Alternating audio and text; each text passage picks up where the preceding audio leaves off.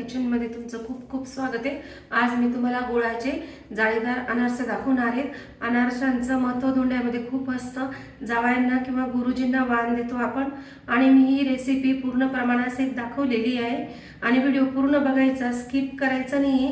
Skip केल्यामुळे काय होईल ना, तुमची रेसिपी चुकू शकते।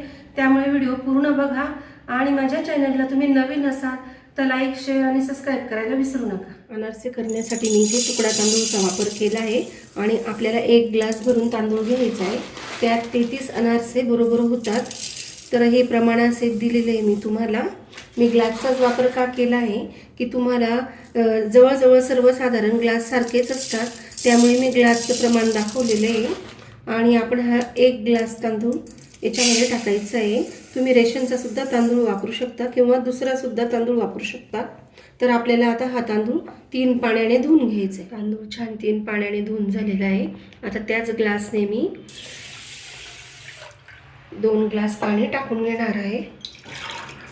1 ग्लास तांदळासाठी आपण इथे 2 ग्लास पाणी टाकून घ्यायचे आणि याला व्यवस्थित झाकून द्यायचे। 3 दिवसासाठी आपण तांदूळ झाकून ठेवला होता।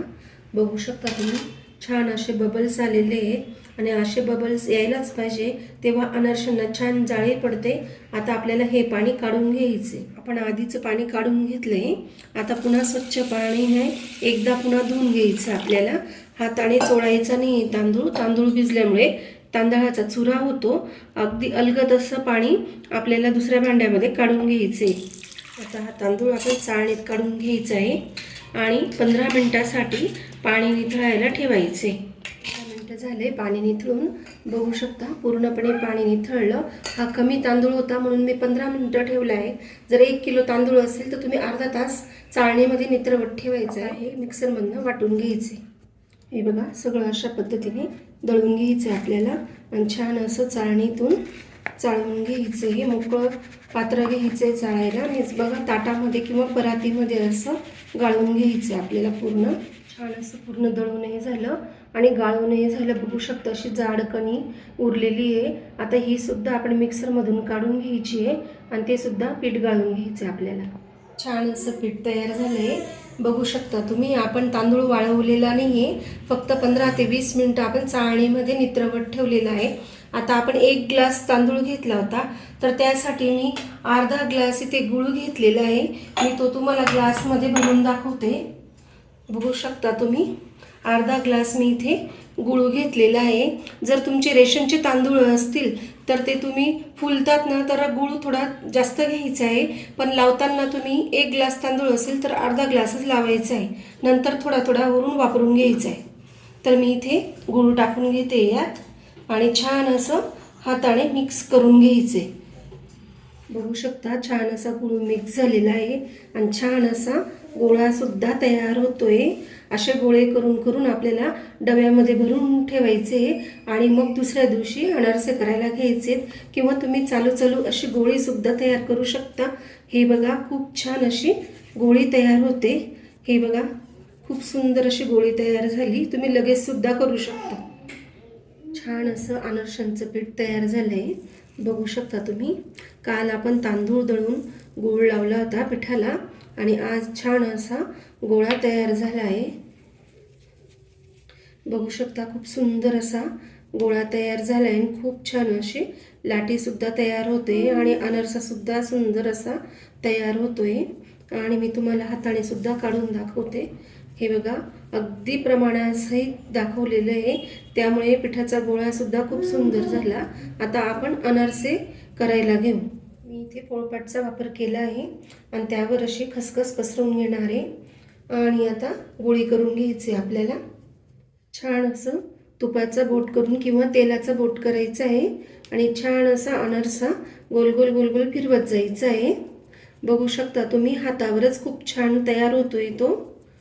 हे बघा छान असा अनारसा तयार झालेला आहे आणि पाटावर असं खसखसवर त्याला छान असं वाढवून घ्यायचं आहे पुन्हा। आणि आता तेल तापायला ठेवलं होतं मी, बघू शकता खसखस किती छान लागली त्याला आणि आता आपल्याला तेलात टाकून घ्यायचं आहे। अगदी मीडियम गॅसवर करायला घ्यायचं आहे आपल्याला अनारसा, फुल गॅसवर करायचा नाही आहे। अगदी मीडियम गॅस आणि तेल जास्त गरम पण नको आपल्याला. छान असे बुडबुडे आले बघा, असं तेल पाहिजे आपल्याला. नाही तर अनारसे फुल गॅस जर असला जास्त गरम तेलामध्ये विरघळतात आणि सारखं असं तेल टाकत राहायचं आहे अनारशावर. खूप सुंदर असा अनारसा तयार झाला बघा. छान असा अनारसा तयार झालेला आहे आणि जाळीसुद्धा बघू शकता तुम्ही. खूप सुंदर अशी जाळी तयार झालेली बघा. खूप छान गुळाचा अनारसा केला आहे आपण. हातावर जमत नसेल त्यांनी अशी प्लास्टिकची पिशवीचं चौकोन कापून घ्यायचं आहे आणि त्याला थोडंसं असं तुपाचं बोट करून घ्यायचं आहे आणि गोळी त्यावर अशी ठेवून द्यायची आहे आणि छान असं अनारसा थापत जायचं आहे. आता यावर पुन्हा खसखस टाकून घ्यायची आपल्याला, हे बघा. आणि छान अशी कागदाने दाबून घ्यायचं आहे आपल्याला अनारसा. आणि आता हा वरचा कागद काढून घ्यायचा आहे आणि आता अनारसा अलगद असा काढून घ्यायचा आहे. ज्यांना जमत नसेल हातावर त्यांनी अशा पद्धतीने अनारसा करायचा आहे.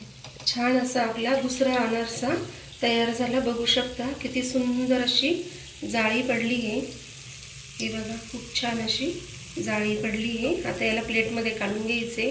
छान असे अनारसे तयार झाले आणि नक्की अनारशांची रेसिपी करून बघा.